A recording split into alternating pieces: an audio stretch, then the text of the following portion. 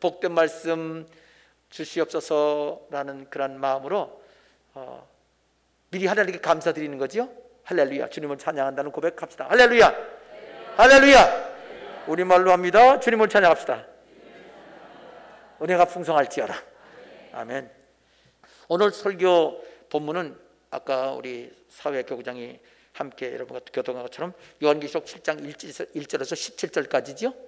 설교 제목은 14만 4천 명은 실제 숫자인가? 오늘 설교 본문하고 설교 제목을 정한 거는요, 좀 특별하게 이렇게 정해진 겁니다. 지난 3일 전에, 지난 목요일 날 8월 19일 날 공일보 신문을 보니까 공일보의 그 신앙 부분 그 페이지가 있잖아요. 그 부분을 보았더니 31페이지에 가정예배 365라는 그런 칼럼이 있습니다. 가정예배 365, 그러니까 가정예배 설교문이 나와 있는 거죠. 누가 썼냐면은 군산대은교회 오종윤 목사라는 사람이 썼어요. 오종윤 목사님이 썼는데,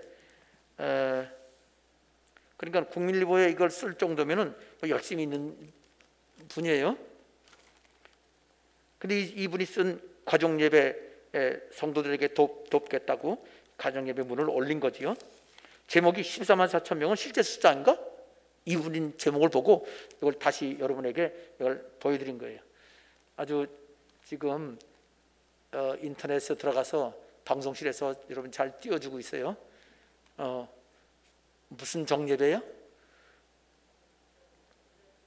거기는 가정예배 365 8월 19일 14만 4천 명은 실제 숫자인가 되어 있는데, 그 내용을 보면 안타까워요. 성경적으로 볼 때 정확히 맞는 내용이 아닐 여기 써 있거든요. 여러분이 국민일보 보는 분이 몇 분이나 계실지 모르겠지만 혹시 몇 분이 계시든지 간에 이걸 보고서 또 이거 맞는 줄 알고 그러면 어떡해요? 그건 제가 도저히 견딜 수가 없어요.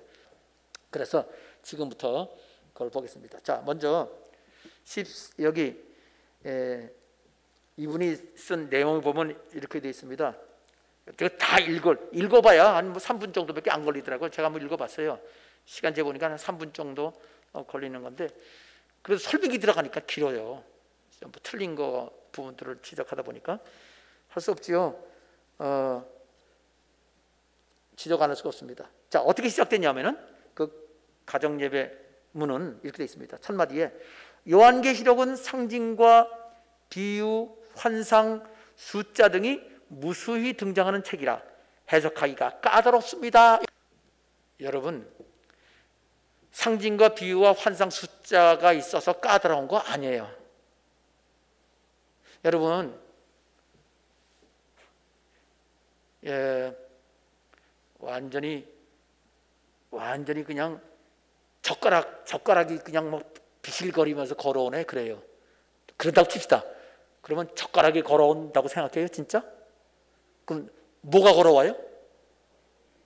아주 삐쩍 마른 사람이 그 젓가락 같은 다리 갖고 이렇게 걸어오는 것 같이 그거 알고 있죠? 젓가락이 비실거린다, 비실거리고 온다. 그거 들을 때 이해하기가 어려워요, 쉬워요? 쉬워요? 어머나, 그거 상징인데, 그거 비유인데 그걸 어떻게 금방 알아요? 왜 그러죠? 젓가락 알지요, 우리.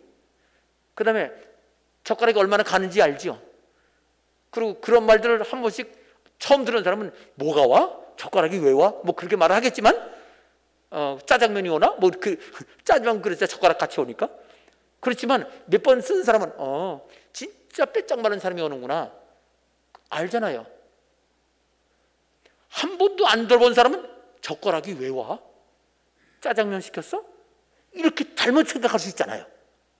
그러니까 자, 왜 어렵냐? 상징과 비유라서 어려운 게 아니에요. 상징과 비유를 처음 들어봐서 어려운 거야. 요한계시록은 왜 어렵다고 그래요? 옛날에는요, 옛날 2000년 전 처음 받을 때는 다 아는 비유들이에요, 사실은. 근데 우리는 그런 말 안 쓰거든요, 요즘에는. 그러니까 어렵다는 거예요. 그럼 우리는 안 쓰니까, 실제 생활에 안 쓰니까 어렵나요? 아니요. 예수 믿는 사람은 늘 보면서 가까이 하면 하나도 안 어려워져요. 늘 그런 말 쓰게 되면. 성경 자주 읽으면 안 어려워진다니까.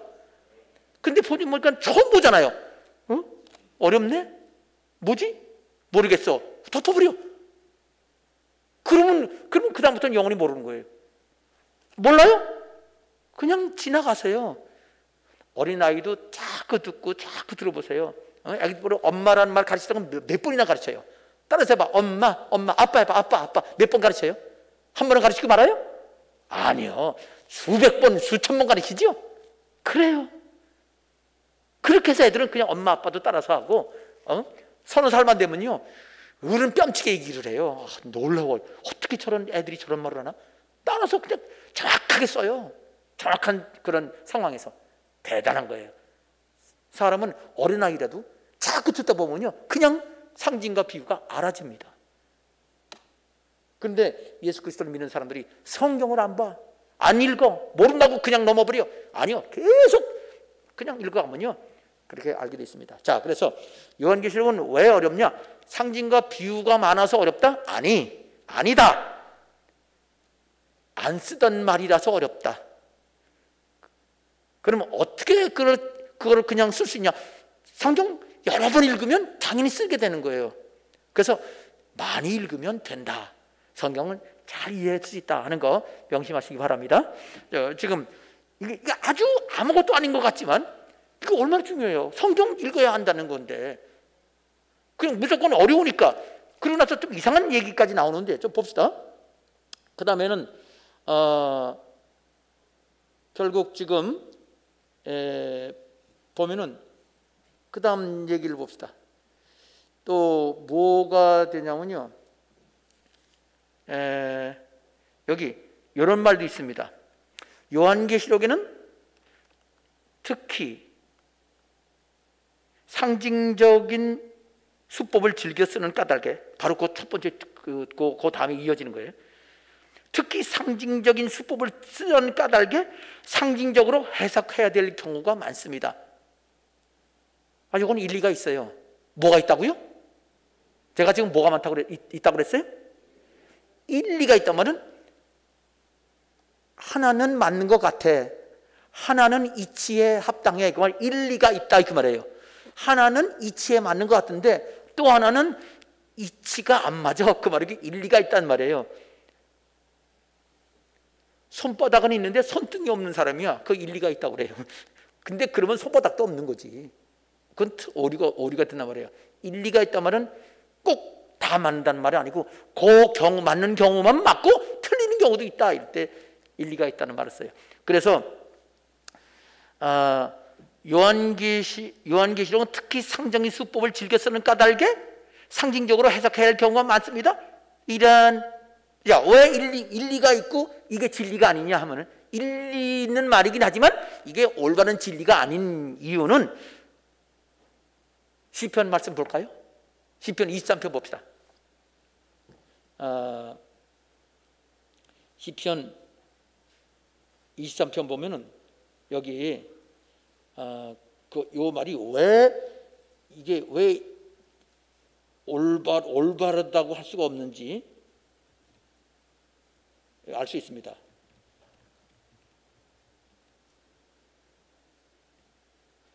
자, 그러면 시편 봅시다. 우리 저기 띄우지 않았나요? 시편 23편. 함께 읽겠습니다. 시작. 여호와는 나의 목자시니 내게 부족함이 없으리로다. 그가 나를 푸른 풀밭에 누이시며 쉴만한 물가로 인도하시는도다.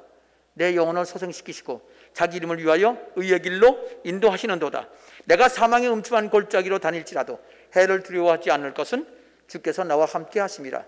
주의 지팡이와 막대기가 나를 안위하시나이다. 주께서 내 원수의 목전에서 내게 상을 차려주시고 기름을 내 머리에 부으셨으니 내 잔이 넘치나이다.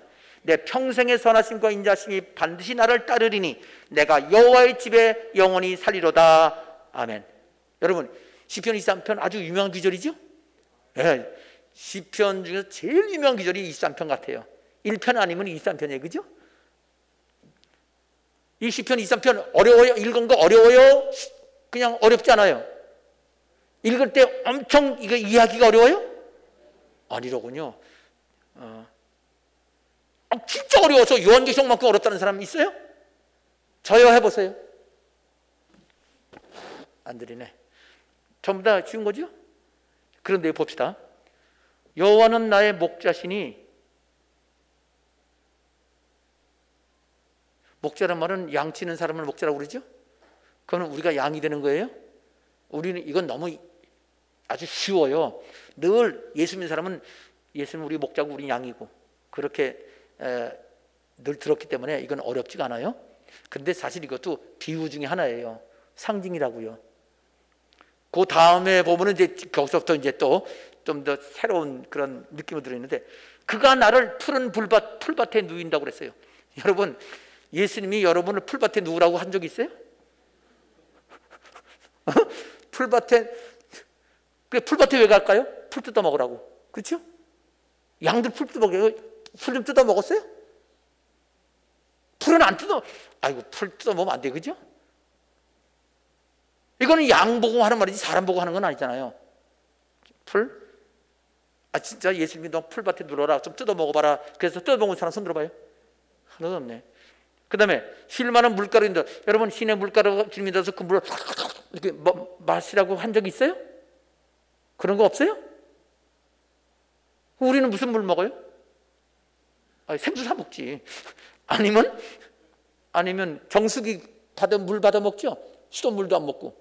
그러니까 이게 물가루 아니도 안 하네. 뭐가 안 가네, 그죠? 그런데 어렵지 않다고요? 나 물가루 인도 받고 싶은데 그 생각 안 들어요? 여러분 어디 여름 휴가철에 어디 계곡에 가서 노는 적도 있었죠? 그 물가루 인도하는 거잖아요, 그죠? 계곡물은 안 마시지만 그거라도 하면 주님이 나를 그곳에 가라고 그랬어. 그러면 이거 딱 맞는 것 같은데 그것도 아니잖아요. 안 어려워요? 그래도 꼼짝도 안 하네. 안 어려워요. 왜? 이거 비운 거 아니까. 우리를 양을 그렇게 하는 것처럼 우리도 필요할 때 양을 목마르면 풀 먹고 또 물 마셔야 되니까 우리도 필요한 거? 꼭 이게 양이 필요한 것인 것이 우리는 우리가 필요한 거 하나는 주신다는 말이에요. 그거 그냥 아는 거 아니에요? 그냥 알아요? 설명해 줘야 알아요? 그냥 아는데 설명해 주면 더 재밌어요, 그죠? 그래서 설교가 더 재밌게 하는 거지, 그렇게 해서. 그래요. 그 다음에 또 4절 보니까 내가 사망의 음침한 골짜기로 다니지라도 해를 두려워하지 않을 것은 주께서 나와 함께 하심이라. 사망의 음침한 골짜기는 여기 이 위험한 골짜기, 산에 골짜기 가다가 떨어져 죽기 쉬운 곳이에요. 얼마 전에 보니까 어디 등산하는 그 유명한 사람 한 사람 죽었더만요. 우리 한국 사람. 그죠? 이름이 어떻게 돼요? 유명한 사람인데 등산이라고 할 수가 없어요. 산에 높은 산에 갔다가 동상으로 다 잘랐잖아요. 손이 없어요. 근데 그분 결국 가서 거기서 크레바스라고 얼음인데 이렇게 쫙 밑에까지 틈이 있어요. 거기 빠져서 못 올라오죠. 얼음이니까. 그래서 거기서 죽은 거예요. 그런 골짜기가 사망의 골짜기예요. 여러분 그런 골짜기 다녀봤어요? 아니잖아. 또 실제로 또 골짜기는 아니래도 밤에 어수선한 길 갈 때도 여러분 주님께서 주님 부르면 가나요? 그런데 하나 두렵지 않고 빳빳이 다니고 그래요? 왜 주의 지팡이가 막대기가 이렇게 막대기를 들고 있다가 누가 오면 때려주고 그래요? 양은 잘못돼 가면 그런데 같이 갈 때 위험하면은 뿔을 갖다가 긴 지팡이로 끌어내고 이렇게 보호하고 짐승이 오면 그걸로 때려서 쫓고 그러거든요. 근데 나를 괴롭히는 사람이 있으면 주님께서 몽둥이로 때려줘요? 그렇지는 않잖아. 그런데도 이 얘기는 하지요. 하나님이 나를 지켜준다는 거 그냥 알죠. 지금 다 양과 그 목자 얘기야. 내 원수의 목전에서 내게 상을 베풀어 주신대. 남 미워하는 사람 있잖아요. 근데 상 차려준 적 있어요? 무슨 불고기 파티 해주셨나? 아이고, 기름으로 내 머리에 부어요? 내 잔이 넘쳐요? 문자적으로 하면 한 번도 없잖아. 솔직히 말해서. 그런데 한 번도 걱정 안 하잖아. 이 말씀은 내 말씀이고 항상 나를 그렇게 인도해 주셔서 감사합니다. 할렐루야. 그리고 간증하면서 또 전혀 딴 간증해. 그러면서 하나님이 나를 인도하셨어요. 주님은 나의 선하신 목자 되십니다. 그러고 끝내잖아. 이걸 자기 거로 삼잖아요. 상징과 비유를 그냥 아는 거예요. 우리는. 왜? 늘 그렇게 설교 듣고 알았으니까. 자, 그러니까 여러분 오늘 이 말씀의 그 핵심 내용에 지금 오늘 여러분에게 말씀드린 거 지금 이분의 문제는 뭐냐면 요한계시록만 상정 수법 썼다? No! 시편에도 수두룩해요. 근데 시편 하나도 안 어려워. 요한계시록만 어려워. 이게 잘못 알고 있는 거예요. 성경은 비유 투성이에요. 어디나 투성입니다. 근데 그게 어렵냐? 안 어려워요. 성경은 원래 하나님께 주실 때는요, 그냥 누구나 읽으면 다 알게 주시는데 너무 2000년 전이니까 옛날 사람은 잘 알아요. 근데 우리는 요즘엔 안 써서 모르는 거예요. 여러분 음양 오행설 알아요? 듣긴 들어봤지요? 한의사들은 잘 알아요. 근데 요즘 몰라. 옛날에는 다 상식이었어요. 지금 몰라요. 요즘 과학이 발달해서 과학은 알아. 옛날 과학 사람 모르는데 요즘은 과학을 알아요. 옛날 사람은 해가 지구를 도는 줄 알았어요. 지금은 지구가 해를 돌고 있는 걸 알아요. 지식이 달라졌어. 음양오왕설은 안 믿어. 그런 게 달라졌기 때문에 이 상징도 달라진 거예요. 그래서 그런 노래 알아요? 저 별은 나의 별, 저 별은 너의 별, 이런 노래 알아요? 그 연애할 때 부르는 노래 아닌가? 네 별, 내 별. 근데 요즘은 어때요? 따라합시다. 별 볼 일 없다. 왜? 황사가 많아서 별이 안 보여, 그죠? 그래서 상징이 달라지는 거예요. 이제는 별에 관한 얘기할 수 없어요. 이제는 진짜 바닷가 나가면 좀 많이 보이죠.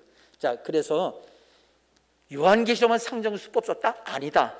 근데 왜 요한계시록 없냐? 요한계시록은 그 상징적이 늘 우리가 전혀 안 쓰는, 시편은 그래도 일상적인 얘기가 많이 써 있어서 일상적인 이야기, 시편에는 다윗의 이야기, 다윗의 얘기가 많잖아요.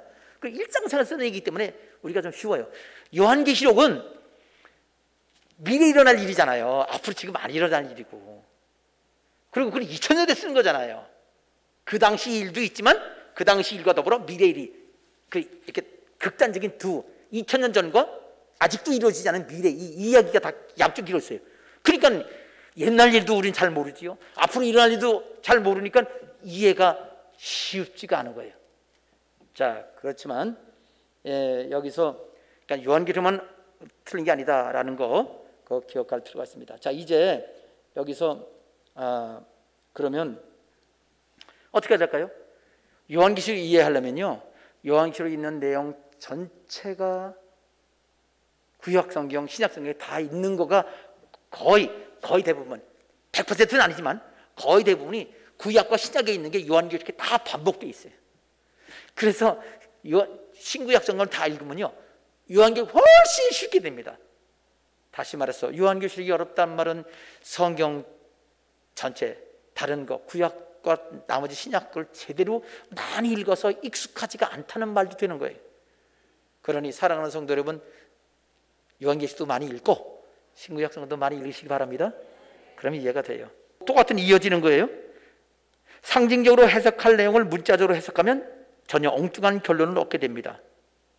이런 말이 있어요. 이것도 앞부분에 있는 말들이 전부 다. 그런데 상징적으로 해석할, 상징이란 말은 이 사실적인 이야기가 아니라 빗대서 한 말이잖아요. 비교해서. 아까 젓가락 얘기했죠. 젓가락이 뛰어오네. 사람이 막 빼짝마는 사람이 뛰어오는 거예요. 그러면 은유법을 쓴 상징이에요. 은유법. 젓가락, 진짜 젓가락인가? 사람이요? 젓가락은 무슨 기계 달았어? 기계장. 그러면 이제 그거는 모르는 거죠. 사람이 얘기한 건데, 그렇게 젓가락을 사람으로 알고 뼈짝마른 사람이 뛰어오는구나 라고 이해하면 되는데, 그 진짜 젓가락이 뛰어오는 줄 알면은 신기하다, 어떤 젓가락이야? 무슨 기계장치 달았어? 이렇게 말하면 그건 틀린 거잖아요. 젓가락이 띄운다는 말을 쓰는 사람은 그렇게 해석하면 안 된다 이 말인 건 맞아요. 근데 이 말도 충분히 옳은 말은 아닌 걸. 왜냐면요, 상징적으로 해석할 걸 문자적으로 해석하면 안 된다 요 말만 하면 안 돼요. 왜 안 되냐면 지금 이분은 뭘 주장하냐면 상징적인 것을 강조하는 분이에요. 이런 분들이 이런 얘기를 해요. 이거는 루틴이고, 루틴 늘 하는 그런 주장들이고, 아니 코스예요. 그런 주장만 하게 돼 있어요. 그럼 반대는 뭐냐? 문자적인 거를 상징적인 것만으로 해석해도 안 되고 안 된다. 그 말도 써야 돼. 상징을 문자로 해석하면 엉뚱하게 해석될 수 있다. 전혀 엉뚱한 결론. 문자로 상징으로 해도 그것도 문제가 있다라고 말을 해야만 되는 거예요. 근데 한쪽으로만 치우친 얘기를 하는 거죠. 성경에는요, 이 말은 뭐냐면 상징으로만 봐야 된다는 식의 주장인데 문자적으로 보는 내용도 수두룩합니다. 자, 그러니까 이건 뭐 읽을 때마다 문제가 있다고 제가 얘기하고 있잖아요. 다른 목사님 이야기를 어떻게 해요? 여러분, 제가 요한계시록을 깊이 다루는 사람이잖아요. 그럼 우리 교인들은 올바로 알아야 될 거 아니에요. 근데 이거 보고서 여러분 이게 맞는가 보다 그러면 내가 마음이 얼마나 아프겠어요. 그래서 여러분들에게 알려드리는 거예요. 자, 그러면 어떻게 해야 되느냐? 여기 이분은 이제 마지막 얘기를 하는 게 있는데 뭐냐면 이런 얘기가 있어요. 무슨 얘기가 있냐면은 어떤 분이 요한계시록에서 상징적으로 해석할 내용과 실제적으로 해석할 내용을 어떻게 구분하는지 물어보았대. 여기 써 있어요. 어떻게 구분해야 하는지 물어보았습니다. 어떤 분이 요한계시록에서 상징적으로 해석할 내용과 실제적으로 해석할 내용을 어떻게 구분해야 하는지 물어보았습니다. 그 질문을 받고 곰곰이 생각하다가 해답을 얻었습니다. 해답을 얻었대요. 요한이 내가 보니라고 말하는 대목이 있습니다. 요한이 이 부분은 환상을 본 내용이기 때문에 상징적으로 해석해야 합니다 라고 이분이 주장을 했어요. 목사님이. 내가 보니라는 말이 요한계시록이 여러 번 나와요. 내가 보니라는 말이 44번 나와요. 그럼 요한계시록이 몇 장이에요? 22장이야. 44번 나오면 한 장에 2번씩 나온다는 얘기예요. 그러면 요한계시록은요, 내가 보니 투성이야. 내가 본 게 안 본 게 하나도 없어. 다 이 요한이 본 거예요. 자, 여기서 말하기를 여러분이 요한계시록을 펼쳐들고 내가 보니 혹은 내가 보매라는 말이 나오는 구조를 직접 확인해 보십시오 라고 말하면서 만일 내가 보니라는 말이 나오지 않으면 그 대목은 실제적인 내용으로 해석해야 합니다. 뭐 그런 얘기. 반모섬 이야기 또는 7교회 얘기를 예를 들고 그 다음 하는 말이 그겁니다. 이렇게 해서 요한계시록을 해석하는 중요한 원칙을 찾아냈습니다. 내가 보니가 없으면 실제로 해석한다는 원칙입니다. 그러면서 내가 보니라고 있으면 다 상징적으로 해석해야 된다라는 원칙이에요. 간단하긴 해요. 내가 보니가 있으면 상징, 내가 보니가 없으면 사실, 이렇게 하라는 거예요. 그러면 이분이 말이 맞는지 틀린지 이제부터 점검에 들어가겠습니다. 이 말이 엉터리란 말이에요. 원칙을 이렇게 하면 안 돼요. 진짜. 그럼 보겠습니다. 요한계시록 4장 1절 찾았습니까? 읽겠습니다. 시작. 2일 후에 내가 보니 하늘이 열린 문이 있는데 내가 들은 바 처음 내게 말하던 나팔소리 같은 음성이 이르되 이리로 올라오라. 이후에 마땅히 일어날 일을 내게 여기 사도 요한이 봤네요. 어디서 봤죠? 하늘나라에서 봤을까요? 이 땅에서 봤을까요? 이게 앞에를 안 읽었기 때문에 헷갈릴 수 있어요. 이거 반모섬에서 기도하다가 7교회 메시지 들은 다음에 본 거예요. 지금 반모섬에서 본 거예요. 아직 하늘나라 올라가기 전이에요. 하늘나라 올라갔다도 직접 죽어서 올라간 거 아니에요. 육신이 올라간 것도 아니고 죽어서 올라간 것도 아니고 이거는 계시 중에 올라가는 체험을 한 거예요. 아, 이건 좀 어려워요. 이건 진짜 어려워. 그러니까 이건 넘어가야 돼요. 그냥 올라갔다고 알면 돼요. 그냥 계시를 보러 하늘에 올라갔다. 말 그대로 되어 있으니까. 그때 봐요. 그러면 내가 보니 그랬으니까 이분 해석 원리 따지면 이거 상징으로 해야 되죠? 봅시다. 상징이지. 내가 보니 누가 봤어요? 사도 요한이. 뭘 봤어요? 하늘에 열린 문이 열려진 거 봤지요? 묻겠습니다. 젓가락이 뛰어온다. 그럼 내가 뭘 보고 있죠? 젓가락 보고 있어요? 다른 걸 보고 있어요? 내가 젓가락 얘기했어. 젓가락이 딱 뛰어온다. 그러면 젓가락이 아니다. 아니다. 말한 건 아니야. 그럼 뭐다? 사람이다. 자, 그러면 사도 요한이 하늘문이 열린 걸 봤어요. 내가 보니 하늘문이 열렸다. 그러면 내가 보니이다. 그러면 상징으로 해석한다고 그랬죠? 그러면 하늘문이 열린 게 사실이 아니죠? 그럼 뭐야? 닫혀 있어요? 닫힌 거 보니 열다 그런 거야? 아니면 문도 없는 거야? 있다 그런 거야? 뭐예요 도대체? 해석할 수가 없어요. 이걸 상징으로 해라? 어떻게 해? 사도 요한이 봤는데 안 본 걸 썼다고? 다른 걸 봤다고? 이런, 여러분, 그냥 신앙적인 얘기, 성경 해석은 그럴듯하다고 맞는 게 아니란 말이에요. 사도 요한이 열린 문 봤어요, 안 봤어요? 그럼 봤는데 상징이라고 했잖아. 내가 보니 그랬으니까. 그러면 그게 사실이 아니잖아요. 사실은 그거 말고 다른 거잖아요. 젓가락이 뛰어온다. 내가 젓가락 봤어. 근데 실제로 본 건 젓가락이 아니라 사람이잖아요. 다른 거를 비유한 게 상징이야. 그럼 하늘문이 열렸다. 상징으로 해석하라? 그러면 그건 하늘문이 아니고 다른 걸 봤다는 얘기야. 다른 게 뭐예요? 해석 못해. 왜? 그렇게 하면 안 되니까. 그냥 봤으면 본 거지. 어떻게 더 이상 건 말을 해? 이러한 세상에. 오케이. 그 다음 하늘문이 열렸어요. 그 다음에 또 뭐가 무슨 사건이 있었죠? 열린 문이 있는데 그 다음 내가 들은 바 처음 내게 말하던 나팔소리 같은 음성. 누구의 음성? 이거 1장에 나오는 얘기예요. 1장 몇 절이 있냐 하면은요 1장 10절 말씀이에요. 9절 10절 제가 읽을게요. 나 요한은 너희 형제여 예수의 환난과 나라와 참음에 동참하는 자라. 하나님의 말씀과 예수를 증언하였으므로 말미암아 반모라 하는 섬에 있었더니 주의 날에 내가 성령에 감동되어 내 뒤에서 나는 나팔소리 같은 큰 음성을 들으니 어디서? 반모섬에서 말하기를 네가 보는 것을 두루마리에 있어서 에베소, 서머나, 포고모, 두아디라, 사데, 빌라델비아, 라오디게아 교회 등 7교회 보내라 하시기로.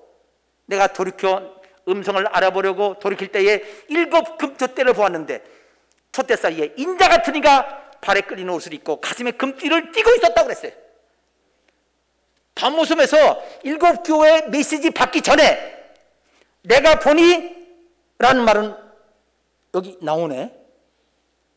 자, 1장 반모섬은 사실이라고 그랬죠? 내가 보니가 없으니까. 그런데 9절에는 반모섬이라 하는 섬이 있었더니 내가 보니가 없어요. 근데 12절에는 몸을 돌이켜 내게 말한 음성을 알아보려고 돌이킬 때에 7 금토대를 보았는데 봤어요. 동시에 또 뭐가 보여요? 촛대 사이에 인자 같은 이가 있어. 인자 같은 이가 누구예요?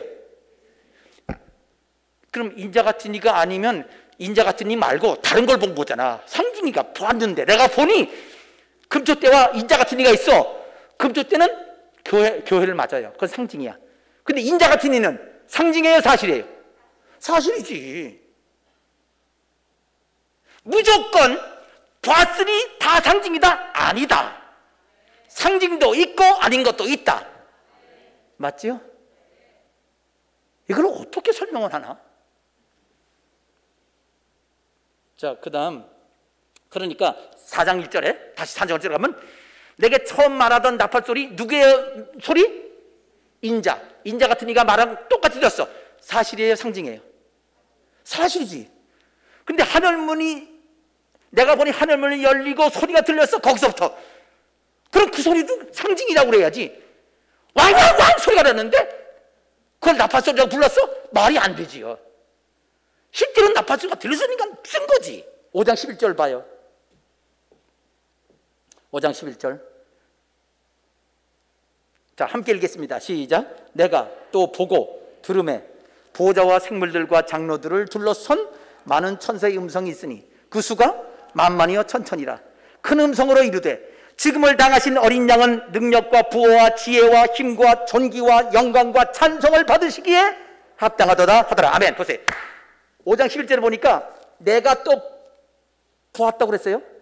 누가 본 거예요? 사도 요한이. 내가 보니라고 그러면 이 목사님의 설명대로 하면은 이건 상징이야. 그렇죠? 요 이후에 내가 보니 보고 들었어요. 보기도 하고 들었어. 자, 봤어요? 뭐가 보였어요? 보좌. 보좌가 뭐예요? 누가 앉으신 뭐야?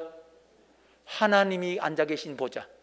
그럼 보좌가 보였으면 보좌가 보좌 말고 보좌라고 말을 했는데 그게 아니고 다른 걸 본 거 아니야. 그죠? 자, 젓가락이 온다 그러면 젓가락이 아니고 실제로 해석해야 돼. 상징을 뭔지 알려면 실제로 알아야 돼. 그럼 보좌를 봤다 그러는데 이거 상징이야. 그럼 뭘 봤다는 거야? 하나님을 직접 봤어요? 하나님은 의자도 안 하고 엉거처럼 서 있나? 하나님은 보좌에 앉으신 분이라고 성경에 되어 있는데 하나님은 앉아 계신 분이기 때문에 하나님을 표현할 때는 보좌밖에 표현을 못해요. 하나님은 볼 수도 없는 분이라고 그랬어요. 근데 보좌는 보이는 거야. 보좌는 하나님 자체가 아니고 하나님이 앉아 계신 곳인데 볼 수도 없고 가까이 할 수도 없는 빛이시라고 그랬어요. 그래서 보좌라고만 표현한 거예요. 그럼 보좌가 있는 거예요, 없는 거예요? 있는 거지. 보좌를 봤는데 왜 그걸 상징이라고 그래? 그냥 보좌가 주님이 계신 건데. 근데 보좌니까 왕이시잖아요. 왕이라는 의미, 상징적 의미는 있어요. 그렇지만 보좌가 상징이다, 그게 아니고 다른 거라고 하면 안 되지요. 이해되겠어요? 예. 그 다음에 보좌 전에 또 뭐가 있어요? 생물도 있어. 생물은요, 뭔지 아버지요? 천사인데 특별 천사예요. 하나님 바로 가까이에 있는 그 네 종류 천사인데 사람 모습, 소 모습, 독수리 모습, 사자 모습한 천사가 있어요.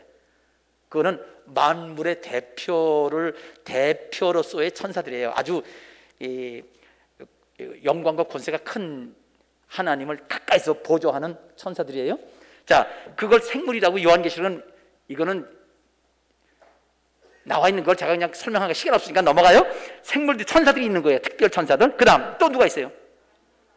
장로들이 나오시면 그것도 상징이에요. 장로가 없는데 장로라고 부른 거예요?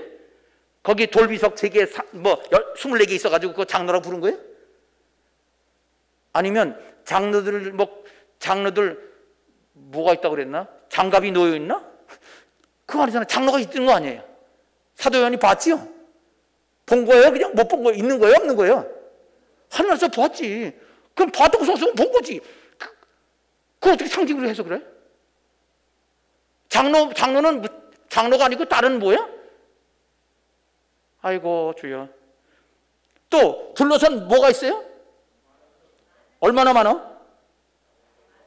만천천 엄수로 많아. 그 천사들이 다 뭐해? 천사들이 뭐 하냐고요? 큰 음성으로 이르되 지금을 나가신 어린 양. 죽인당한 어린 양은 누구예요? 근데 어린 양이라는 상징이에요? 근데요 여러분, 이미 어린 양 하면요, 예수는 어린 양부터는 이는 원래는 상징이에요. 세례 요한이 보라 세상 죄를 지고 온 하나님의 어린 양이다 라고 맨 처음 예수님을 가르칠 때는 상징이었어요.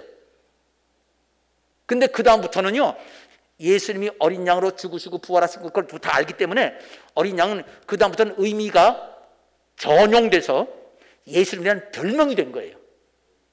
그리스도인에 대한 별명이기도 해요. 그걸 의미가 전용됐다고 그래요. 2차적 의미예요. 이거는 이미 상징을 포함한 특별 별명이 된 거예요. 제 이름이 뭐예요?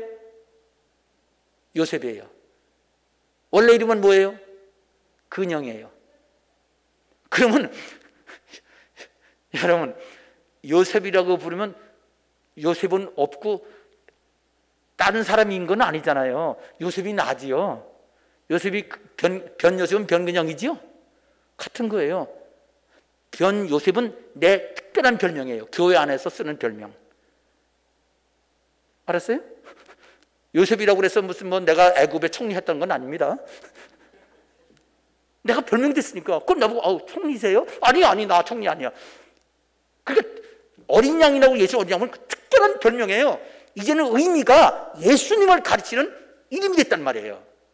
내가 요셉인 것처럼 부른 것처럼 예수님도 어린 양이세요. 요한도 계속 어린 양이 나와. 그거 특별 이름이에요. 요셉과 똑같은 이름이에요.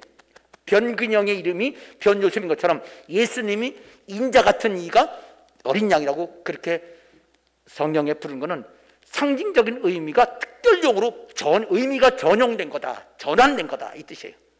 그러면 어린 양은 예수님 봤다는 거예요. 그냥 더 이상 다른 말이 없어. 거기에 의미가 들어가요. 십자가 죽으셨다가 부활하시고 우리 죄 용서하시고 하신 분, 그것까지 포함돼. 상징적 의미가 있는 특별 용어니까 그냥 예수님이에요. 알겠죠? 이거 상징으로만 해석하면 안 돼요. 사실로 해석해야 됩니다. 오케이? 예수님이에요 그냥. 자, 찬양합니다. 능력과 부와 지혜와 힘과 존귀와 영광과 찬송을 받으시게 합당하다 천사가 부르는데 천사가 실제로 있었던 거예요? 없는 거예요? 천사가 아니라 하늘나라에 이 자갈돌들이 찬양해요? 아니잖아. 천사가 하는 거 맞잖아. 근데 왜 그걸 상징이라고 해석해? 6장 1절 봅시다. 이건 꼭 봐야 돼. 6장 1절 2절 6장 1절부터 읽겠습니다. 시작. 내가 보매 어린 양이 7인 중에 하나를 떼시는데 그때 내가 들으니 네 생물 중에 하나가 우레소리같이 말하되 오라 하기로 이에 내가 보니 흰말이 있는데 그 탄자가 활을 가졌고 멸관을 받고 나가서 이기고 또 이리 가더라. 자, 여러분 내가 봄에 그랬죠? 이번에 주장들 하면 이거 다 상징으로 해석해야 되죠? 자 봅시다. 어린 양이 나와요. 제가 뭐라고 그랬어요? 이거 상징이에요? 상징적인 의미가 있지요. 제가 그렇게 했잖아요. 상징 의미 있지만 예수님을 가리치는 이름이기도 하다. 그렇죠? 특별한 이름. 그걸 특별 이름을 별명 그래요. 특별한 별자에다가 명, 이름 명자 특별한 이름이에요. 그러면 상징과 더불어 예수님을 가리치는 특별한 이름이니까 예수님을 가리치는 거예요. 절대로 상징으로만 해석하면 안 돼요. 상징적 의미도 있습니다. 우리 죄 때문에 대신 죽으신 예수님 그 뜻이죠.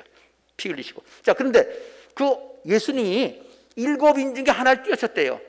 자, 여러분 7인이라는 것도 똑같아요. 성경의 사도 요한이 전부 다 그래요. 모든 것들 예수님이 7인은 안 띄었는데 지금 돌 던지고 있는데 7인병 띄었다고 쓴 건 아니잖아요. 그러면 사도 요한을 볼 때 진짜 인 거 맞나요?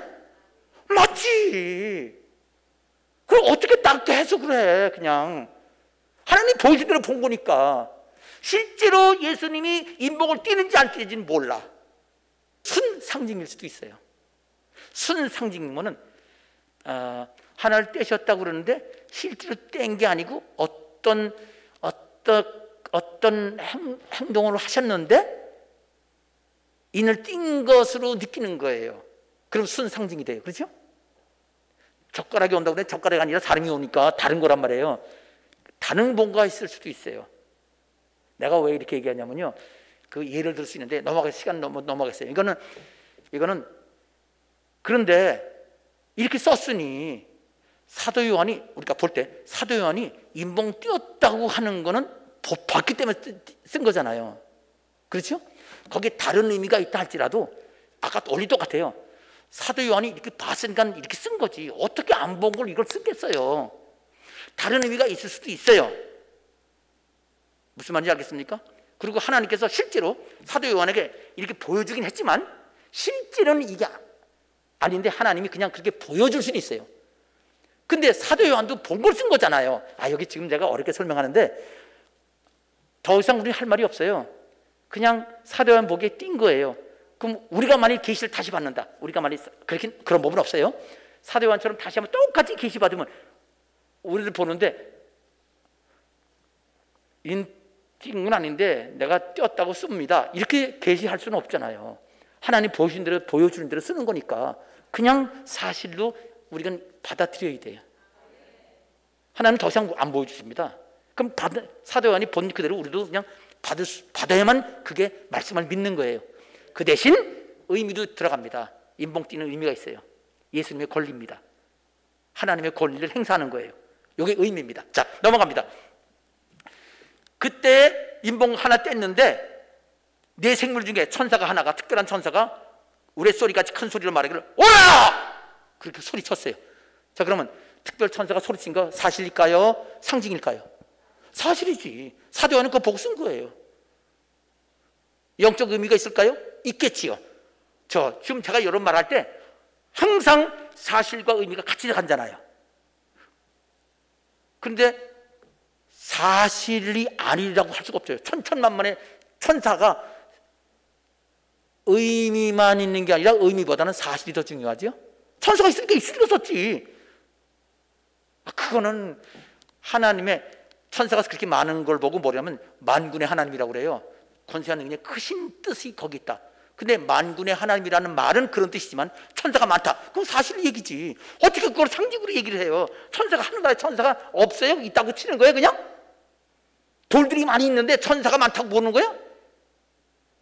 그거 아니잖아요. 우리는 그거 부인할 수가 없어요. 그냥 이게 사실과 더불어 상징을 같이 의미하고 사실성이 강한 거예요, 천사의 존재는. 그렇죠. 넘어갑시다. 내가 보니 2절에 읽었나요? 내가 보니 흰 말이 있는데 그 탄자가 활을 가졌고 멸류관을 받고 나가서 이기고 또 이기를 하더라. 여러분, 아니 보니까 오라 그러는데 흰 말이 나오는 거야. 흰 말이 그냥 멸류관 쓰고 활 가지고 막 나가요. 그리고 이기라고 해. 그럼 뭐야 이게? 실제로 본 거지요? 본 거지요. 그래서 사실 본대로 썼습니다. 나왔습니다. 그러면 이게 예언이 있단 말이에요. 이건 예언이에요. 천사들은요 예언이 아니라 상황이 있고 하늘나라 상황이고 그건 사실이에요. 근데 이건 예언이에요. 이걸 예언인 거 어떻게 아냐면요, 성경을 이게 마태복음하고요 종합해 보면 나와요. 근데 그것까지는 조금 어려워요. 사실은 어렵지만 구체적으로 말하면요, 요한계시록에서 안에서만 해석하면 일반적으로 이런 목사님들은요 이걸 어떻게 생각하냐면은 흰말 탄 사람을 예수님이라고 생각해요. 그렇게 해석을 해, 상징적으로. 그런데 상징적 의미가 그렇단 말이에요. 근데 예수님은요 이기고 또 이기려고 하시는 분이 아니에요. 예수님은 원래 이기신 분이고 계속 이기시는 분이고 또 끝까지 이기실 분이에요. 만왕의 왕이시거든요. 이기셨기 때문에 인봉책을 받고 인봉 뛰는 거거든요. 근데 인봉 뛰고 이기신 분이 뛰는데 중간에 인봉 뛰니까 또 예수님이 나타나가지고 이기려고 해요? 이런 바보 같은 말을 하면 안 되는데 그렇게 해석하면 안 되지요. 근데 수많은 목사님이 그렇게 해석해. 여러분, 요전에서 5장 5절에 예수님이 이겼다고 되어 있고요, 17장 14절에 예수님은 앞으로도 이기실 거예요. 이기셨고 이기실 분이에요. 항상 이기신 분이지. 그러면 이건 예수님이 아니에요. 흰말 탄 사람은 누구냐? 흰말이니까 구원받는 사람이지요. 예수님이 아니면 교회예요. 둘밖에 없어. 예수님 아니면 교회인데 교회예요. 두 증인이 천년만 동안 복음 전한다는 뜻이에요. 실제로 해석하면 이 예언의 해석은. 그러면 이거 상징적이죠? 맞아요. 흰말은 사도 요한이 본 건 사실이에요. 거기에는 의미가 있는데 그 상징 의미, 흰말은 거룩하다는 뜻이고요, 활은 전쟁의 무기고요, 멸류관 승리의 멸류관이고요, 승리했지만 또 승리하기를 원해서 전쟁하고 있는 거예요. 말은 전쟁이에요. 이런 상징적인 의미가 있어요. 그래서 해석해 보니까 젓가락이라고 해서 보니까 사람인 거예요. 흰말과 탄자라고 보니까 두 증인인 거예요. 이렇게 해석이 되는 거예요. 그래서 사도 요한은 실제로 본 걸 그대로 쓴 거고, 또 뒤에 가서 하나님이 설명해 주시기를 이거는 두 증인이 복음을 증거하는 것이다 라고 설명해 줬기 때문에 이건 그런 상징적 의미를 지닌 계시구나. 계시 보여주신 거잖아요. 보여주신 거는 그건 가짜가 아니에요. 그런 의미가 있는 것을 비유적으로 보여주신 거죠. 자, 그래서 이건 그냥 의미를 전해, 사실은 사실로, 의미는 의미로 얘기해야 되는데 무조건 봤으면 전부 다 상징이다? 그러면 사실 아무것도 안 나와요. 근데 실제로 그렇게 하냐? 아니, 이분도 실제로는요 예수님, 어린 양을 예수님이라고 해석을 해요. 사실로. 그거 다 그렇게 해요. 그러면서도 가르칠 때는 이런 식으로 가르친다고. 그러면 안 되지. 자, 그래서 오늘 이걸로 끝납시다. 자, 그러면 어떻게 하면 되느냐?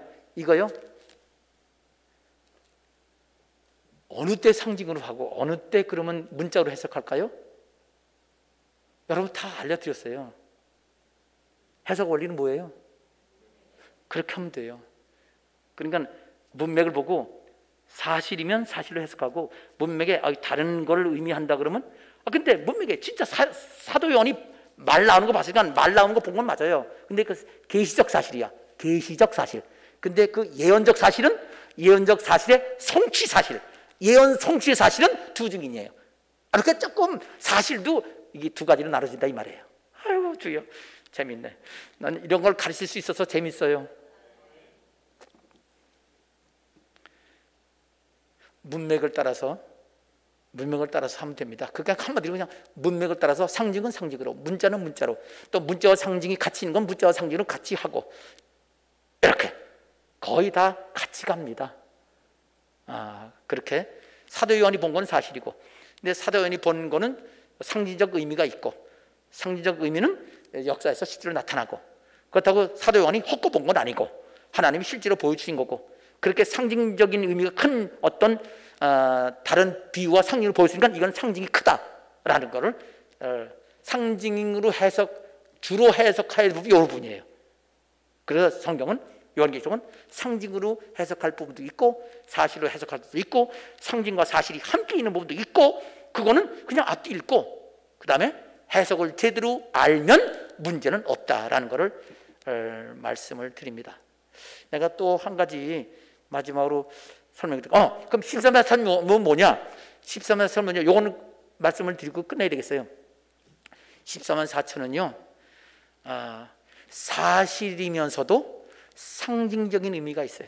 두 가지가 다 있습니다. 그냥 상징, 14만 4천은 모든 그리스도인이다? 아니요, 사실이기도 해요. 14만 4천 명 그대로. 그리고 왜 이 목사님은 그렇게 꼭 14만 4천 명을 모든 그리스도인이라고 생각하느냐? 이단들이 14만 4천 명이 자기들이라고 헛소리 하니까 이거 틀렸다고 말하려고 하다 보니까 여기까지 온 거예요. 그러면 이단들 틀렸다고 하려면 올바르게 해야 될 거 아니에요. 근데 지나쳐서 상징으로만 해석하면 이단을 틀렸다고 말하기는 쉽지만 성경적이지 않은 오류가 있는